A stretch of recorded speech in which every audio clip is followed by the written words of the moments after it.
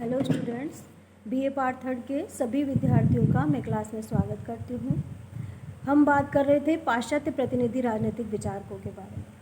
उनमें से हमने चर्चा शुरू करी थी प्लेटो के बारे में। प्लेटो के न्याय सिद्धांत के बारे में हम बात कर चुके थे। प्लेटो के शिक्षा सिद्धांत के बारे में हम बात कर चुके थे। आज हम बात करेंगे प्लेटो के साम्यवादी सिद्धांत के बारे में। प्लेटो का साम्यवादी जो सिद्धांत है उसमें प्लेटो का ये मानना है कि आदर्श राज्य में एक न्याय प्राप्ति के लिए आवश्यक है कि राज्य द्वारा नियंत्रित सुनियोजित शिक्षा प्रणाली होनी चाहिए और दूसरी बात साम्यवादी सामाजिक व्यवस्था होनी चाहिए। अर्थात प्लेटो का ये मानना था कि सुनियोजित शिक्षा प्रणाली जो है वो अभिभावक वर्ग में कर्तव्यपरायणता की भावना भरती है। वो अभिभावक में इस बात के लिए तैयार करती है अभिभावक वर्ग को कि उनको जो है सदैव राज्य की एकता और सुदृढ़ता के लिए कार्य करना है।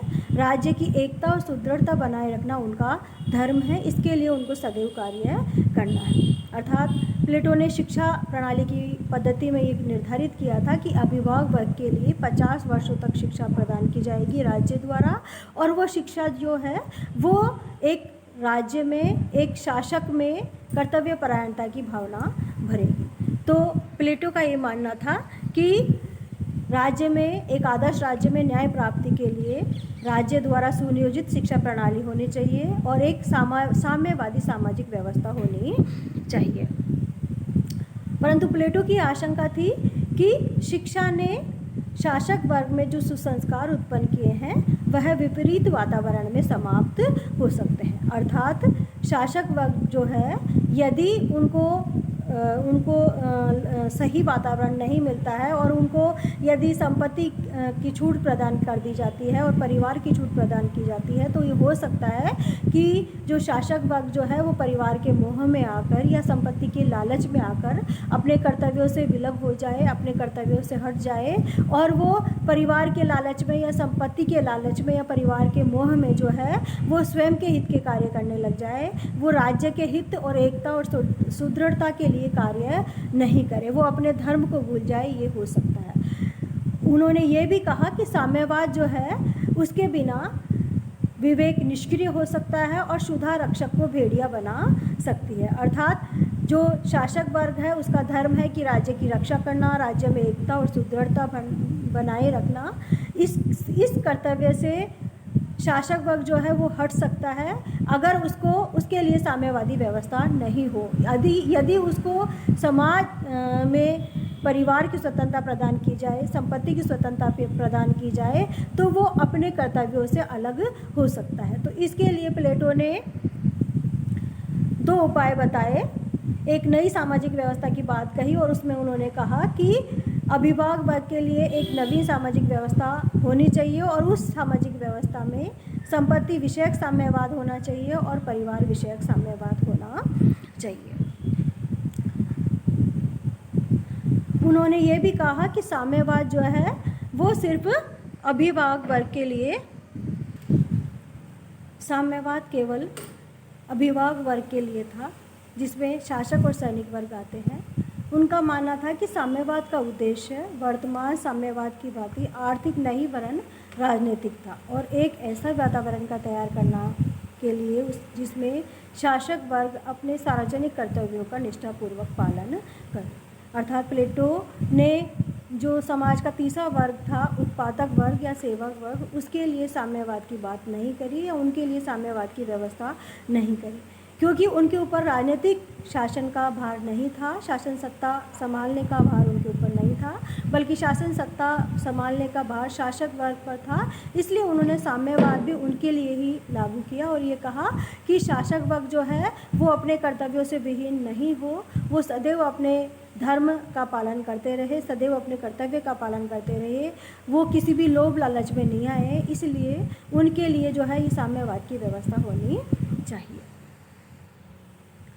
प्लेटो का जो साम्यवादी विचारधारा थी वो पूर्ण मौलिक नहीं थी, क्योंकि उनसे पूर्व स्पार्टा में निजी संपत्ति की व्यवस्था तो थी परंतु संपत्ति का उपयोग सामूहिक रूप से होता था। स्पार्टा में लोग सामूहिक भोजन करते थे, सामूहिक रूप से रहते थे और संपत्ति का जो है वो सामूहिक रूप से प्रयोग उनके द्वारा किया जाता था। इसी प्रकार एथेंस में भी व्यक्तिगत संपत्ति थी, परंतु उस पर राज्य का पर्याप्त नियंत्रण रहता था। अर्थात साम्यवादी व्यवस्था की जो विचारधारा थी या साम्यवादी व्यवस्था का जो विचार था वो पूर्ण रूप से प्लेटो का मौलिक विचार नहीं था, बल्कि उससे पूर्व में अवस्थित विचार था।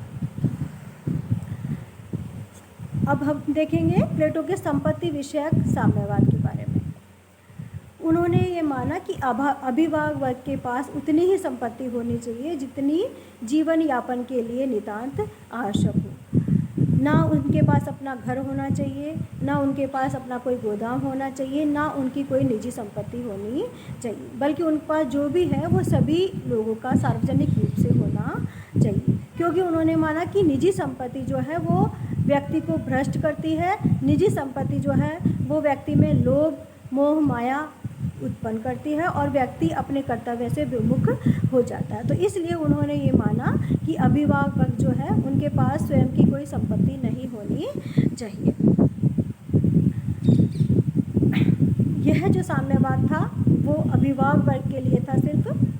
दूसरी बात प्लेटो के साम्यवाद के बारे में उनकी विशेषता या उसका लक्षण ये भी है कि इसका उद्देश्य संपूर्ण समाज का कल्याण था। अर्थात प्लेटो ने अभिभावक वर्ग के लिए साम्यवाद की बात कही, परंतु उसका उद्देश्य अभिभावक वर्ग का कल्याण नहीं था, बल्कि संपूर्ण समाज का कल्याण था। अर्थात प्लेटो ये मानते थे या ये चाहते थे कि जो शासक वर्ग है वो कर्तव्यनिष्ठ होकर राज्य की एकता के लिए, राज्य की सुदृढ़ता के लिए कर्तव्य पालन सदैव करता रहे।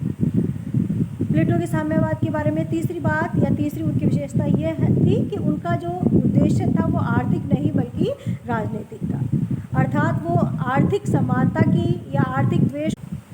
अगली बात कि इनका उद्देश्य आर्थिक विषमता को नहीं वरन शासन व्यवस्था को दोषमुक्त करना था। अर्थात जैसे आधुनिक साम्यवाद में आर्थिक विषमता को दूर करने के लिए, गरीबी अमीरी की खाई को दूर करने के लिए आर्थिक साम्यवाद की बात की जाती है, प्लेटो ने तत्कालीन समय में राजनीतिक व्यवस्था के या शासन व्यवस्था के दोषों को दूर करने के लिए साम्यवादी व्यवस्था लागू करने की बात कही। अर्थात शासक वर्ग स्वयं के दोषों, स्वयं के हित के लिए शासन व्यवस्था का उपयोग नहीं करे, वरन वो समस्त समाज के हित के लिए, राज्य की एकता के लिए, राज्य की सुदृढ़ता के लिए शासन शक्ति का प्रयोग करे। इस चीज़ के लिए उन्होंने साम्यवाद की बात कही। फिर पांचवी बात आती है, वो आती है कि यह साम्यवाद भोग का नहीं वरन त्याग का मार्ग है। अर्थात प्लेटो का साम्यवाद भोग का नहीं वरन त्याग का मार्ग। अर्थात उन्होंने साम्यवाद के माध्यम से संपत्ति के त्याग की बात कही, परिवार के त्याग की बात कही और ये कहा कि जो शासक वर्ग है वो संतों की भांति, जैसे कि अध्यात्म में होता है कि संतों को पैसे को छूना भी वर्जित होता है, स्वर्ण या चांदी की वस्तुएं भी छूना उनके लिए वर्जित होता है, उसी प्रकार से शासक वर्ग जो है वो किसी लोभ लालच में नहीं आएगा, वो किसी प्रकार की संपत्ति अपने पास नहीं रखेगा, आर्थिक जो संपदा है उनके पास नहीं रहेगी और वो त्याग करके वो बस राज्य के लिए कार्य करेगा, राज्य के हित के लिए, राज्य की सुदृढ़ता के लिए, राज्य की एकता के लिए सदैव कार्य करता रहेगा। अब हम देखेंगे कि साम्यवाद के समर्थन के आधार, अर्थात उन्होंने अपने साम्यवादी विचारधारा का समर्थन किस आधार पर किया या उन्होंने क्या तर्क दिए। तो इसमें सबसे पहला तर्क है मनोवैज्ञानिक आधार। अर्थात प्लेटो ने माना था कि प्रत्येक व्यक्ति में 3 गुण अवस्थित होते हैं, 3 गुणों में विवेक, शौर्य और शुदा, और 3 गुणों की प्रधानता, 3 गुणों में से 1 गुण की प्रधानता रहती है और वो गुण कोई सा भी हो सकता है, जिसमें विवेक भी हो सकता है, शौर्य भी हो सकता है और शुदा भी हो सकता है। तो इन तीनों गुणों में से किसी एक गुण की प्रधानता के आधार पर उन्होंने कार्य विभाजन किया था कि विवेक प्रधान व्यक्ति जो है वो शासन से संबंधित कार्य करेगा, शौर्य प्रधान व्यक्ति सेना से संबंधित कार्य करेगा या रक्षात्मक कार्य करेगा, और शुदा प्रधान व्यक्ति जो है वो उत्पादन से संबंधित कार्य करेगा या सेवा से संबंधित कार्य करेगा। तो इस प्रकार से इसका आधार प्लेटो ने मनोवैज्ञानिक बताया है कि साम्यवाद जो है वो उसका आधार मनोवैज्ञानिक है। मनोविज्ञान आधार पर जो है व्यक्तियों को कार्य सौंपे गए हैं और व्यक्ति अपनी रुचि के अनुसार कार्य करेगा। फिर है दार्शनिक आधार। दार्शनिक आधार का मतलब ये है कि जो शासन कार्य है वो सर्वाधिक महत्वपूर्ण कार्य है और इस महत्वपूर्ण कार्य के संपादन में ऐसी चीज़ों से दूर रहना चाहिए जो कि इस कार्य में बाधा पहुंचाए। और धन संपदा जो है ऐसी वस्तुओं में आते हैं जो कि शासक को जो है भ्रष्ट बना सकते हैं, शासक को उनके कार्य में बाधा उत्पन्न कर सकते हैं या शासक को अपने उद्देश्य से अलग कर सकते हैं। तीसरा जो आधार है वो है राजनीतिक और व्यवहारिक आधार। अर्थात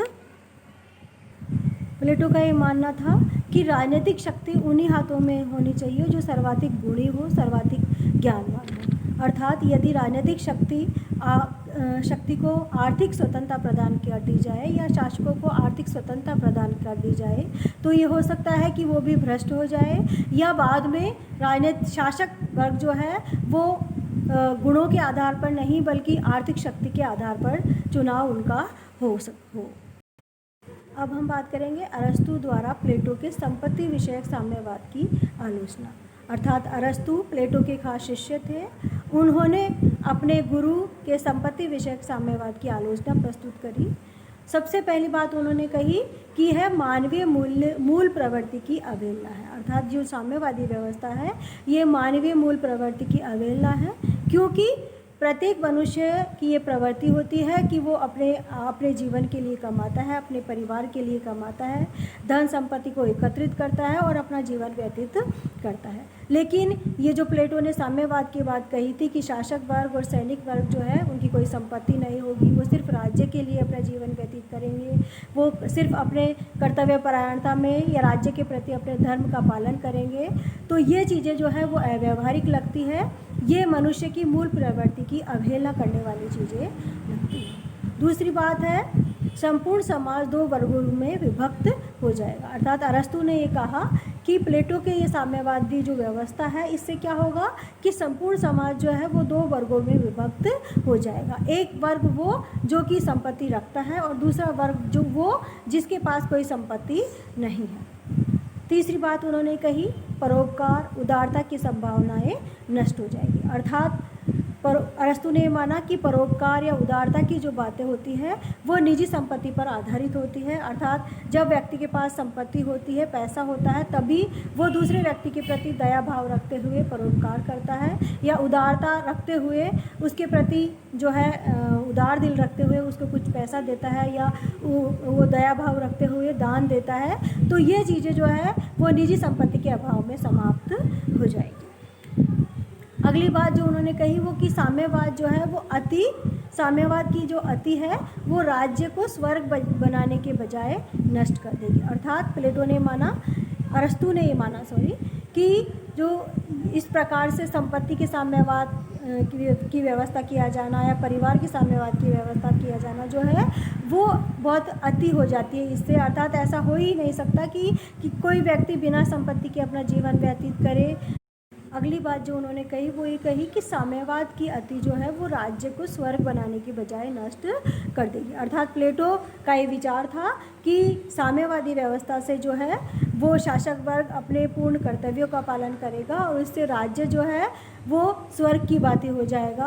राज्य में जो है न्याय व्यवस्था स्थापित हो जाएगी, राज्य में धर्म की स्थापना हो जाएगी। लेकिन अरस्तु का कोई आशंका थी कि ये जो साम्यवादी व्यवस्था है ये इससे बहुत अति हो जाएगी और ये राज्य को स्वर्ग बनाने के बजाय राज्य को नष्ट भी कर सकती है। अगली जो आलोचना है वो है साम्यवाद जीवन के सामान्य अनुभव के विरुद्ध।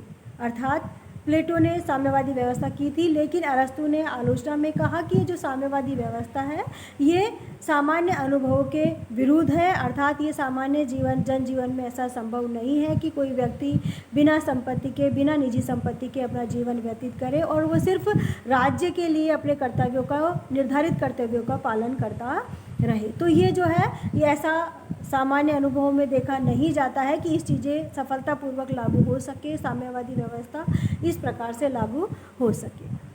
अगली जो बात है वो है समाज के लिए व्यक्ति का बलिदान। अर्थात प्लेटो ने इस प्रकार की साम्यवादी व्यवस्था लागू करके अभिभावक वर्ग को अर्थात शासक और सैनिक वर्ग को समाज के लिए बलिदान कर दिया है, अर्थात उनका व्यक्तिगत कोई जीवन नहीं है, उनका व्यक्तिगत कोई हित नहीं है, बल्कि अभिभावक वर्ग जो भी कार्य करेगा वो समाज के लिए कार्य करेगा, समाज के लिए अपना जीवन व्यतीत करेगा, वो सदैव अपने धर्म का पालन करता रहेगा। तो इस प्रकार से अरस्तु ने ये कहते हुए आलोचना करी कि उनका जो साम्यवाद है वो समाज के लिए व्यक्ति का बलिदान है, अर्थात समाज की वेदी पर व्यक्ति का बलिदान है। अगली जो बात उन्होंने कही वो कही सामान्य जन की अवहेलना अनुचित, अर्थात प्लेटो ने अपने साम्यवाद के माध्यम से उत्पादक वर्ग की अवहेलना करी थी और ये कहा था कि जो साम्यवाद जो है वो अभिभावक वर्ग के लिए है। तो अभिभावक वर्ग में जो है बहुत ही थोड़े से व्यक्ति आते हैं जो कि शासन सत्ता को संभालते हैं, जो कि सेना में बड़े अधिकारियों का पद संभालते हैं, उसमें बहुत ही थोड़े से व्यक्ति आते हैं, जबकि जन सामान्य जो है वो उत्पादन से संबंधित कार्य करता है, व्यापार से संबंधित कार्य करता है। तो इस प्रकार से प्लेटो ने जन सामान्य की अवहेलना करी है, जो कि ठीक नहीं है, वो कि उनमें असंतोष उत्पन्न कर सकता है, अर्थात जन सामान्य जो कि मेहनत कर रहा है, उत्पादन कर रहा है, उनके प्रति अवहेलना या उनको जो है उनकी उपेक्षा करना जो है वो उनमें असंतोष की भावना उत्पन्न कर सकता है, जो कि ठीक नहीं है।